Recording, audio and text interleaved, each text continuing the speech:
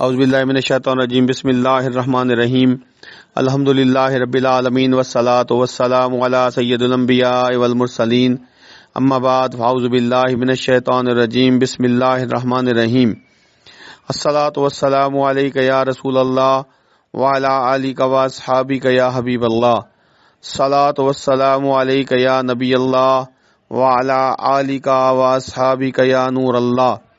سرکار عبد قرار شافع روز شمار ہم غریبوں کے غم گسار مدینے کے تاجدار صلی اللہ علیہ وسلم ایک مرتبہ صحابہ کرام کے درمیان تشریف فرما تھے تو آپ صلی اللہ علیہ وسلم نے فرمایا، کیا میں تمہیں سب سے بڑے بخیل کے بارے میں نہ بتاؤں؟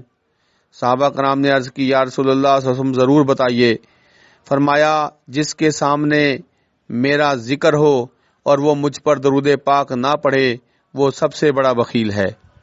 ایک مرتبہ درود پاک پڑھ لیں، اللہم صلی علی سیدنا مولانا محمد عدد ما فی علم اللہ صلاۃ دائمۃ بدوام ملک اللہ۔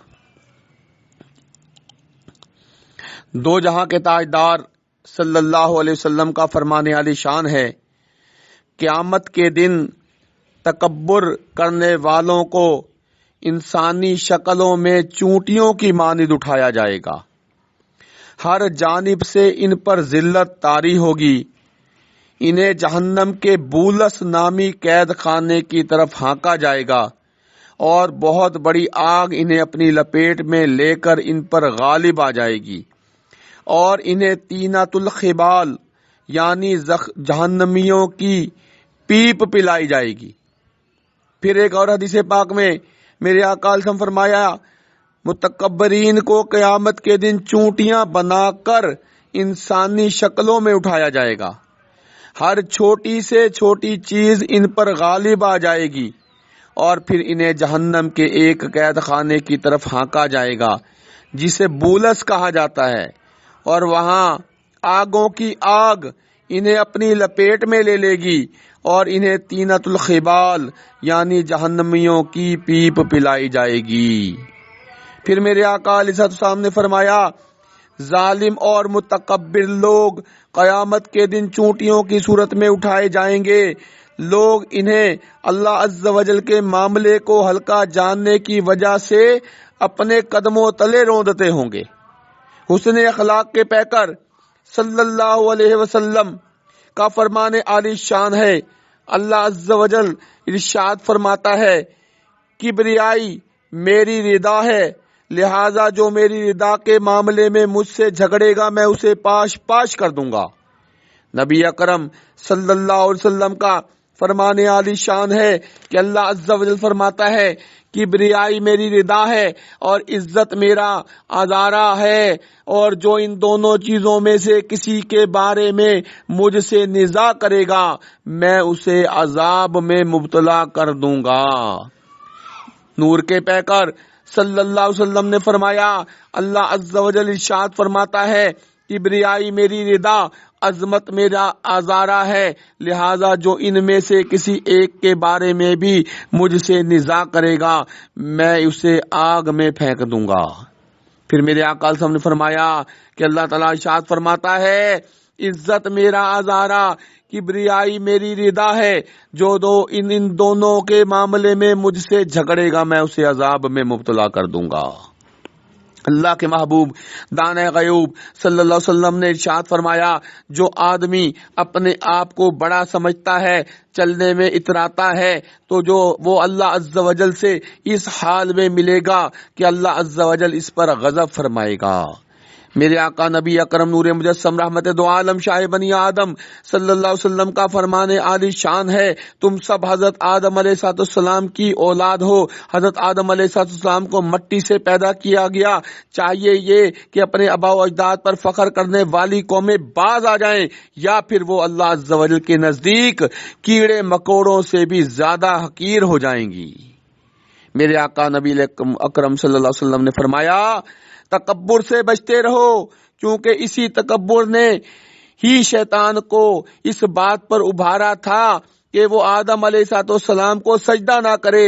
ہرس سے بچو، کیونکہ ہرس ہی نے حضرت آدم علیہ السلام کو شجر ممنوعہ کھانے پر آمادہ کیا۔ حسد سے بھی بچتے رہو، کیونکہ آدم علیہ السلام کے دو بیٹوں میں سے ایک نے دوسرے کو حسد ہی کی بنا پر قتل کیا تھا، لہذا حسد اسی خطا کی جڑ ہے۔ اور میرے آقا علیہ السلام نے فرمایا تکبر سے بچتے رہو، کیونکہ تکبر ہر انسان میں ہو سکتا ہے اگرچہ اس نے جبہ ہی پہن رکھا ہو۔ پھر آقا علیہ السلام نے فرمایا کیا میں تمہیں جہنمیوں کے بارے میں نہ بتاؤں؟ ہر سرکش، جواز، متکبر اور بڑائی چاہنے والا جہنمی ہے، اور جواز سے مراد مال جمع کر کے روک لینے والا یا اترا کر چلنے والا اور پھر زیادہ کھانے والا ہے۔ میرے آقا علیہ السلام نے فرمایا کیا میں تمہیں جہنمیوں کے بارے میں نہ بتاؤں؟ ہر سرکش، جواز اور متکبر جہنمی ہے۔ اور میرے آقا علیہ السلام نے فرمایا متکبر اور بڑائی چاہنے والا جنت میں داخل نہ ہوگا۔ اور ایک اور روایت میں اللہ عز و جل اس انسان کو پسند نہیں فرماتا جو شکل و صورت میں تو 70 سال کا بوڑھا اور چال ڈھال میں 20 سالہ نوجوان کی طرح ہو۔ اور پھر فرمایا اللہ عز و جل متکبرین اور ناز و نخرے سے چلنے والوں کو ناپسند فرماتا ہے۔ میرے آقا علیہ السلام نے فرمایا تکبر سے بچتے رہو، کیونکہ بندہ تکبر کرتا رہتا ہے یہاں تک کہ اللہ عز و جل ارشاد فرماتا ہے کہ میرے اس بندے کو جبارین میں لکھ دو۔ اور پھر آقا علیہ السلام نے فرمایا بندہ اپنے آپ کو بڑا سمجھتا رہتا ہے یہاں تک کہ اس کو جبارین میں لکھ دیا جاتا ہے، اور اس سے وہی مصیبت پہنچتی ہے جو جبارین کو پہنچی تھی۔ پھر آقا نے فرمایا اگر تم کوئی گناہ نہ کرو تو پھر بھی مجھے ڈر ہے کہ تم اس سے بڑی چیز خود پسندی میں مبتلا نہ ہو جاؤ۔ اور پھر آقا علیہ السلام کا فرمان ہے تکبر حق کی مخالفت اور لوگوں کو حقیر جاننے کا نام ہے۔ آئیو بھائیو، آئے آج اپنے وظیفے کی طرف چلتے ہیں۔ قاسمک رحمانی آج ان لوگوں کی مایوسی کا علاج لے کر آیا ہے جن کے گھروں میں اولاد نہیں ہے، جن کے گھروں میں بچے نہیں ہوتے، تو ان کو یہ وظیفہ ان مایوس لوگوں کے لیے ایک مجرب علاج ہے۔ ہر نماز کے بعد 3 مرتبہ اس آیت کو پڑھیں، انشاءاللہ آپ صاحب اولاد ہو جائیں گے۔ اور یہ آیت سکرین پر آپ کے سامنے پیش کی جا رہی ہے۔ ہمارے چینل کو لائک اور سبسکرائب کریں تاکہ آنے والے ویڈیوز کا نوٹیفیکیشن بر وقت آپ تک پہنچ سکے۔